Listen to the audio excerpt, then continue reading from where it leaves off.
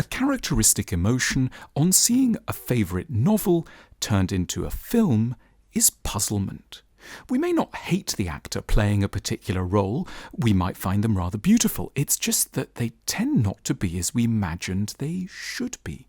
We never thought that Tolstoy's Anna Karenina, or Ishiguro's Stevens, or Jane Austen's Marianne Dashwood, or Scott Fitzgerald's Gatsby would look quite like that. When we originally read the novel, we didn't necessarily even have any fixed idea of what these characters should look like. Their identities were free of the tyrannical requirement for a face. We were liberated to see them in their unbounded entirety because we didn't have to visualize them concretely. Their appearances were fluid and, when necessary, hazy, so as better to allow their multiplicity to take form. By not having to look a certain way, they could be far more than just one thing. The discomfort that we feel at the cinema reflects, on a small scale, the pain that we are likely to experience with far greater force closer to home, in the bathroom mirror and in relation to ourselves.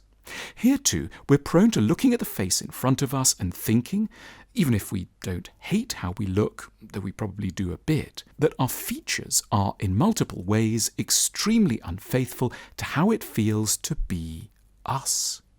As with a character in a novel, we know ourselves in the comforting darkness of the inner mind, where we don't place strict boundaries or blunt conclusions on who we might be.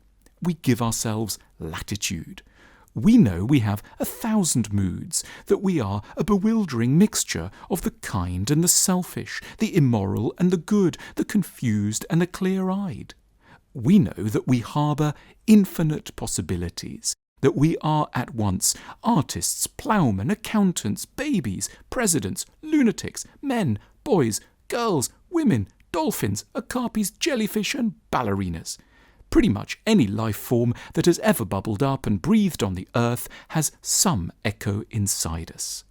How perplexing, therefore, to have to look in the mirror and be obtusely presented with just one particular person, with one predominant expression, one rather serious nose, one set of sensible ears and one pair of cautious lips.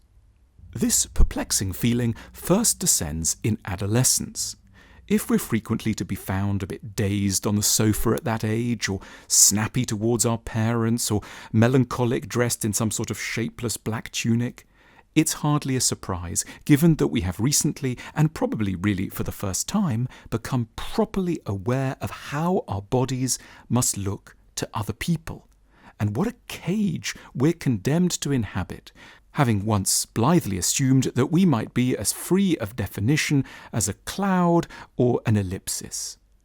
Our face in the mirror may come as no less of a surprise for us than would for a reader the arrival of a random Hollywood star in the space of a fictional persona.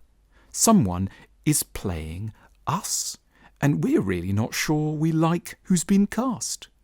We're sometimes given advice on how to cope at this point. We must learn to love what has happened to us, and who, equipped with this new body, we have turned out to be. We should consider ourselves with enthusiasm and gratitude, and interpret our bodies as a gift of nature. We are, whatever we feel, beautiful. We should give ourselves a hug. The advice may be well-meaning and, in its place, apt. But there might be another, starker philosophy to try out too. We might look at the face in the mirror and pull an incensed, mutinous smile as if to say, that really isn't me and never will be. Rather than attempting to overcome our initial discomfort, we might hold on to it and make a sort of cult of it, founding a major part of our identity on a gutsy and insolent refusal to take on board the so-called gift of nature we don't actually like very much.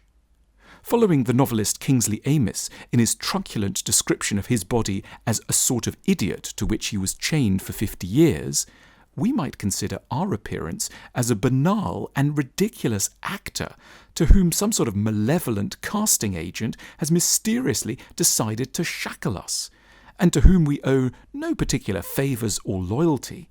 We might think of our body as a sort of taxi that the universe has rudely shoved us into, not a vehicle that we have carefully had the opportunity to choose and to deserve. Out of such insubordination can come a liberating lightness. No longer do we have to worry whether or not we are our own faces. We'll know for sure that, well, we aren't really. We'll hint to the world that there are armies of people, beings funnier and sadder, cleverer and simpler, more masculine and more feminine, struggling to get out of us. At the same time, we'll be able to bring our knowledge of the radical disconnection between outer form and inner character. We'll bring that to bear on our view of other people. We'll cease taking their appearance as some sort of truth about them. We'll know that they are likely to feel as let down by their bodies and faces as we do. We'll thereby come to see beauty where maybe no one else has learnt to spot it, because we're going to be looking with new and more penetrating sorts of eyes beneath the surface of bodies and faces. And most importantly, we'll start to feel compassion for ourselves and other people for the blatant injustice of the facial lottery that we have all been compelled to play. When we're really honest, no one is as normal as they seem. Play our card game to find out just how weird or not you are. Follow the link now to learn more.